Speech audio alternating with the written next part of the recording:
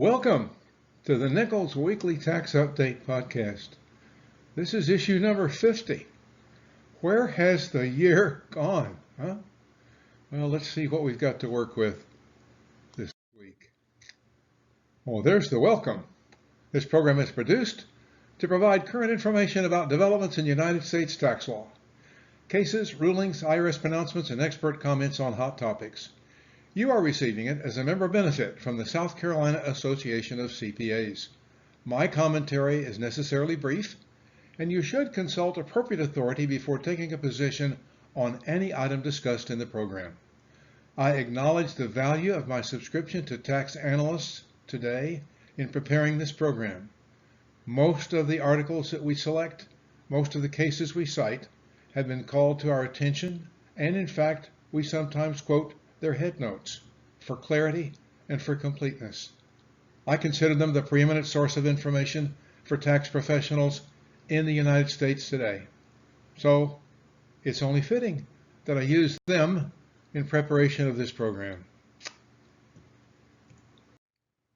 What's in here? What do we got to work with this week? Well, here's a headline that sort of grabbed me. I'm not sure we all understand this. A professional corporation can be part of an affiliated group. You just have to do your homework and set it up right. And IRS has issued a practice unit, 26-page slideshow on inventory costs and valuation of inventory. $1 late and an hour late and $1 short. Most taxpayers, very few that at least in my milieu, are exceeding the $26 million average annual gross receipts, and so we're not worrying about our inventories right now. Next, here's a question: can bankruptcy courts issue later rulings?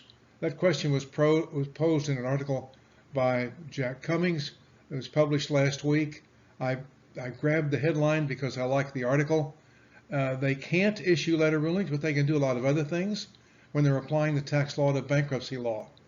Then final regulations address qualified plan loan offset amounts. This is the extended rollover period provided by the Tax Cuts and Jobs Act for a qualified plan loan offset. Now, plan loans have to meet certain conditions in order to be considered loans. Amounts that are handed over to a participant by the plan have to meet certain qualifications. We're going to talk about those. But a qualified plan loan offset is one that follows a deemed distribution, typically through no fault of the workers, where the plan is terminated or the worker's employment is terminated by extenuating circumstances. So we're going to talk a little bit about that. Then we have guidance in the form of 16 questions and answers on safe harbor retirement plans after changes in the law made by the Secure Act. The big news here is, of course, the safe harbor percentage has been moved from 10% up to 15% if the employer decides to do that. And finally, fair warning: the IRS is sending warning letters to taxpayers who self-certify as a qualified opportunity fund, warning of the likelihood or the likely need for those entities, those corporations or those partnerships to take further action to meet an annual reporting requirement or face examination. Well, that's a busy schedule. What do we got? Parent. This is a request for a ruling, private letter ruling. Parent wholly owned sub. Sub owns all the interests in management company, a single member LLC. Management company, in turn, contracts, in accordance with contracts, owns the entire beneficial interest in professional corporation, even though legal title is held by a practitioner, a licensed professional permitted to own the professional corporation and to practice the profession in that jurisdiction. Applicable law prohibits the subsidiary, which is a wholly owned subsidiary of parent, only from practicing the profession or employing practitioners to practice the profession, preventing only legal, not beneficial ownership of stock in the professional corporation by the sub. Practitioner here has retained no right to transfer shares or receive distributions.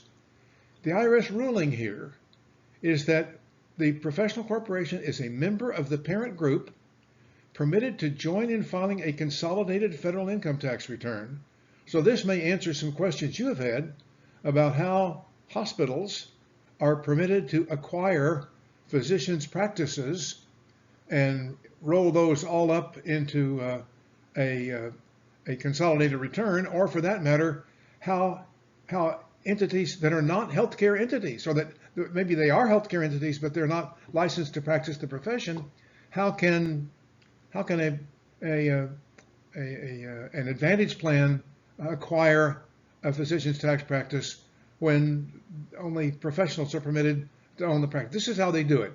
The professional retains only beneficial ownership, not legal ownership. Or the professional retains only legal ownership, not beneficial ownership. So stay with me, I'll get it right. Practice unit. There's the site, COR-C-013, published on December the 4th of this year. This is one slide of two. It took me a little longer to try to plow through this. This is a 24 PowerPoint slides, actually, of the IRS training document.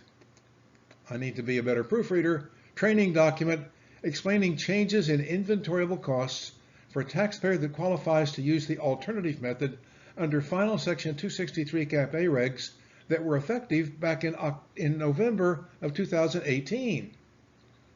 About the time fewer taxpayers were subject to 263 Cap A due to the $25 million, now $26 million average gross receipts threshold. The alternative method allows certain taxpayers to use their financial statement method of accounting to determine amounts for Section 471 costs in ending inventory as required by Treasury Regulation 1.263 Cap A-1D2 3i. The alternative method is designed to simplify the taxpayer's inventory accounting requirements for tax. The taxpayer is doing inventory accounting for financial statement purposes.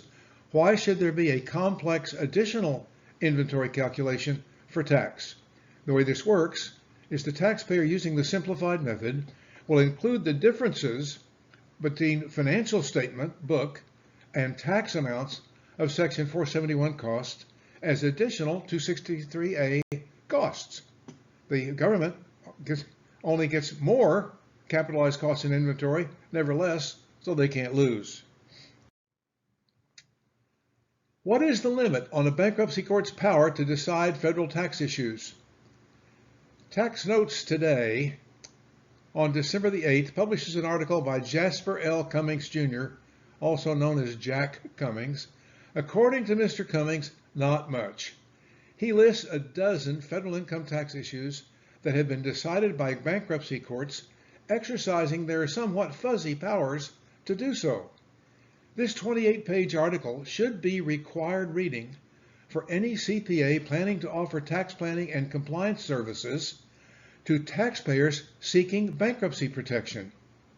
And by the way, most tax commentators expect economic fallout from lockdowns associated with COVID-19 to spawn a wave of bankruptcies, and there are many ways for CPAs to serve the court, trustees, debtors in possession, while being well paid for their time and knowledge. There is money in a bankruptcy practice because the professionals, the attorneys and the accountants, get paid for helping the court sort out the rights of creditors and making sure that the right people get the money. It's a highly regulated practice.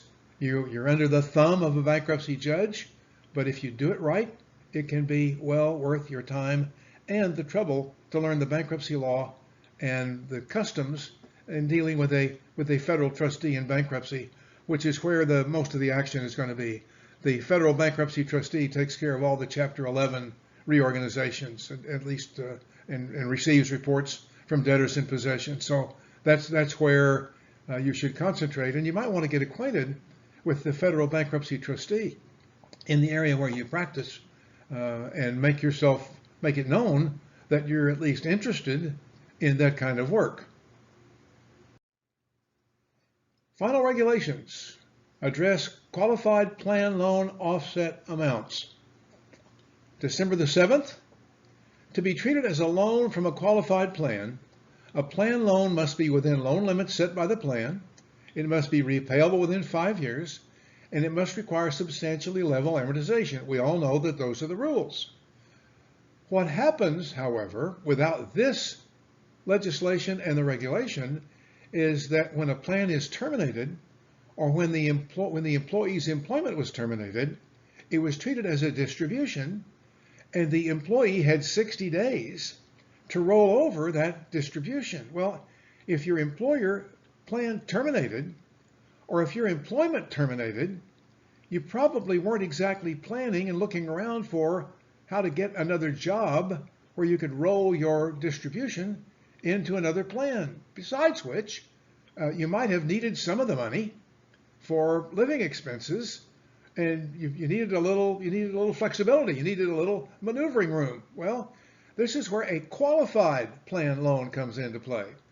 A qualified plan loan is one which has been distributed because of a termination of the employer's plan or the termination of the employee's employment, and the qualified plan loan offset is the opportunity to offset that distribution by rolling it over. How long? Longer than the 60 days, at least until the time for filing the employee's tax return, plus a 6-month extension. So normally it would be close to a year, maybe 10 or 11 months, that you would have to work out some sort of rollover and an amount to roll over so that the employee, the unfortunate employee whose plan was terminated or whose employment was terminated, would not be under the gun to find a rollover within 60 days. Question and answer guidance on what are called safe harbor plans, dealing with the qualified retirement plans. This is Notice 2020-86. The notice provides guidance in a question and answer format, 16 questions and answers, by the way, regarding changes to the provisions on safe harbor plans made by the Secure Act of 2019. Automatic plan enrollment cap percentage is increased from 10% to 15% at the employer's option. The employer doesn't have to change the plan, but they can. If they do, that's one change that they can make. The compliance burden is eased also for some safe harbor 401k and 403b plans, just as for traditional profit sharing plans. The notice requirements, however, are not changed. Finally, safe harbor contributions are an alternative that satisfies the automatic deposit, the ADP percentage, and the automatic contribution, the ACP percentage, for qualifying the employer's contributions to the plan. Q&A guidance on the Safe Harbor Notice 2020-86, probably of interest to many of you. Finally, not so fast there. Information Release 2020-274. Are you planning to, or have you already, self-certified as a qualified opportunity fund by attaching a Form 8996 to a corporation or partnership income tax return? Well, by the way, did you also file a Form 8949 with that return? If you didn't file a Form 8949, exactly what capital gains were you deferring? What? Oh, yeah, here's the whole story. If you're going to self-certify, you file the Form 8996 explaining that you are a qualified opportunity fund, but you must be self-certifying with regard to some gain or another. So you've got to file a Form 8949, sales and other dispositions of capital assets, and on that form, you also let the IRS know that this gain, a particular gain, is going to be reinvested in a qualified opportunity fund. What can you do to fix it? An amended return will be required to correct a self-certification or to make a valid deferral election. Failure to act, and here's the punchline in this information release, failure to act will get your return referred for examination, something none of us want. Well, I think that's all the fun we're going to have for this week, gang. So thank you for supporting this little program, and stay safe We need every last one of you.